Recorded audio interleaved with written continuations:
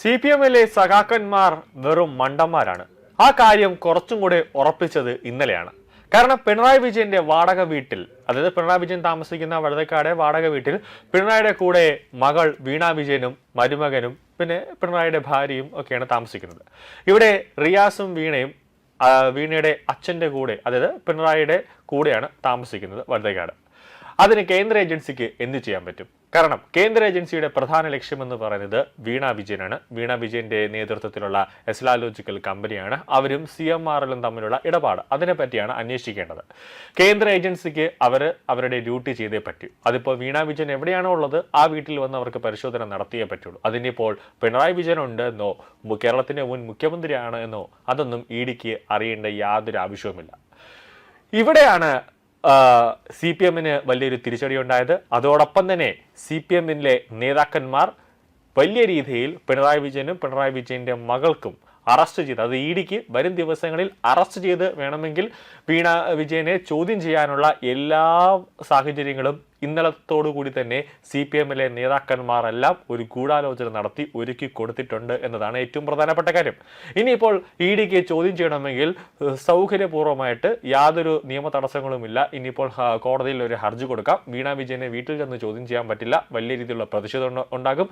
ED ഉദ്യോഗസ്ഥർ എന്ന നിലയിൽ നമുക്ക് ഇഡി ഉദ്യോഗസ്ഥർക്ക് അവിടെ ജീവന് വലിയ ഭീഷണിയുണ്ട്. അതുകൊണ്ട് തന്നെ വീണ വിജയനെ കസ്റ്റഡിയിലെടുത്തുകൊണ്ട് ചോദ്യം ചെയ്യേണ്ടി വരും. അല്ലെങ്കിൽ വീണ വിജയനെ ഇഡിയുടെ ഓഫീസിലേക്ക് വിളിച്ചു വരുത്തിക്കൊണ്ട് ചോദ്യം ചെയ്യേണ്ടി വരും. അതിനുള്ള ഒരു അനുവാദം തരണം എന്നുള്ള ഒരു കത്ത് അല്ലെങ്കിൽ ഒരു ഹർജി കോടതിയിൽ കൊടുത്തു കഴിഞ്ഞാൽ കോടതിക്ക് പിന്നെ ആരുടെയും വാക്ക് കേൾക്കേണ്ടി വരില്ല. ഇഡിയുടെ വാക്ക് ഓക്കെ, എഗ്രീഡ് എന്നൊരു സാധനം കൊടുക്കേണ്ടി, യു ക്യാൻ പ്രൊസീഡ് എന്നൊറ്റ വാക്കിൽ കോടതിക്ക് പറയേണ്ടി വരും. അതായിരിക്കും ഇനി സംഭവിക്കാൻ പോകുന്നത്. കാരണം ഇഡി ഉദ്യോഗസ്ഥർ ഇന്നലെ നോട്ടീസ് നൽകിയതിനു ശേഷമാണ് റെയ്ഡൊക്കെ നടത്തിയത്. എന്നാൽ CPM സംസ്ഥാന സെക്രട്ടറിയുടെ നിർദ്ദേശം കൊണ്ടും കടകംപള്ളി സുരേന്ദ്രന്റെ നിർദ്ദേശം കൊണ്ടും പാഞ്ഞെത്തിയ CPM പ്രവർത്തകരും പിന്നെ DYFI പ്രവർത്തകരും നോക്കി നിൽക്കെ പാർട്ടിയുടെ മുതിർന്ന സഹാക്കൾ എന്നൊക്കെ പറയുന്ന കുറെ കമ്മികൾ എട്ടും പൊട്ടും തിരിയാത്ത തേരാപ്പാല നടക്കുന്ന, കോളേജുകളൊന്നും പോവാതെ നടക്കുന്ന കുറെ SFI കുട്ടികളെ, അതായത് മുട്ടയെന്ന് വിരിയാത്ത കുറെ SFI കുട്ടികളെ അങ്ങ് ഇളക്കി വിട്ടു. സ്വന്തം അച്ഛനെയും സഹോദരിയെയും ഇഡി വീട്ടിൽ കയറി ചോദ്യം ചെയ്തിട്ടും രാവിലെ മുതൽ വൈകുന്നേരം വരെ ഇഡിയുടെ റഡാറിൽ നിർത്തിയിട്ട് പോലും, ഇതൊക്കെ അറിഞ്ഞിട്ട് പോലും പിണറായി വിജയന്റെ മകനായ വിവേക് വിജയൻ തിരിഞ്ഞു പോലും നോക്കിയിട്ടില്ല. സ്വന്തം മകന് ഇല്ലാത്ത ആ സ്നേഹം എന്തിനാണ് ഈ CPM-ലെ സഖാക്കന്മാർക്കും അതോടൊപ്പം തന്നെ SFI-ലെ ഈ കിങ്കരന്മാർക്കും ഉള്ളതെന്ന് അറിയില്ല. ഇത്രയും വലിയൊരു പ്രശ്നം നടന്നിട്ട് ഒരു പ്രാവശ്യം പോലും വിവേക് വിജയൻ ആ വീട്ടിലേക്ക് വന്ന് നോക്കിയോ, എന്താണ് സംഭവം നടക്കുകയോ എന്ന് പോലും ചെയ്തിട്ടില്ല.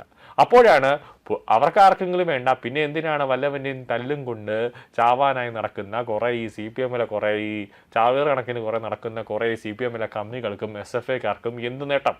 പോലീസുകാർ ലാത്തി കൊണ്ടടിച്ചാലും കേസ് വന്നാലും ഭാവി നഷ്ടപ്പെടുന്നത് SFI-ക്കാരുടെ പിള്ളേർക്ക് തന്നെയാണ്. കൂടാതെ ഏത് കേസ് വന്നാലും ഇനിയിപ്പോൾ 8-9 CPM പ്രവർത്തകരാണ് അറസ്റ്റ് ചെയ്തത്. ഇനിയിപ്പോൾ അവരുടെ പേരിൽ CBI കേസെടുക്കുന്നു. ബാക്കി അതിൻ്റെ വിചാരണയെല്ലാം തന്നെ ഡൽഹിയിലെ റോസ് അവന്യൂസ് കോടതിയിലായിരിക്കും നടക്കാൻ പോകുന്നത്. അങ്ങനെ വരുമ്പോൾ ഒരു മാസത്തിൽ 3-4 പ്രാവശ്യം ഡൽഹിയിലേക്ക് വണ്ടി കയറണം. അപ്പോൾ വിമാനത്തിലാണെങ്കിൽ വിമാനത്തിൻ്റെ ടിക്കറ്റ് ചെലവ്, ട്രെയിനാണെങ്കിൽ ട്രെയിനിൻ്റെ ചെലവ്, കൂടാതെ അവിടെ ചെന്ന് താമസ സൗകര്യം, കേസ് നടത്താനുള്ള അഡ്വക്കേറ്റ് അവിടെ നിന്ന് തന്നെ തയ്യാറാക്കണം. ഇതെല്ലാം കൂടെയായിട്ട് ഒരു മാസം ഏകദേശം 1-2-3 ലക്ഷം രൂപയെങ്കിലും ഓരോ മാസം വേണ്ടി വരും. അപ്പോൾ അതിനൊക്കെയുള്ള ചെലവ് പാർട്ടി തരുമെന്ന് തോന്നുന്നില്ല.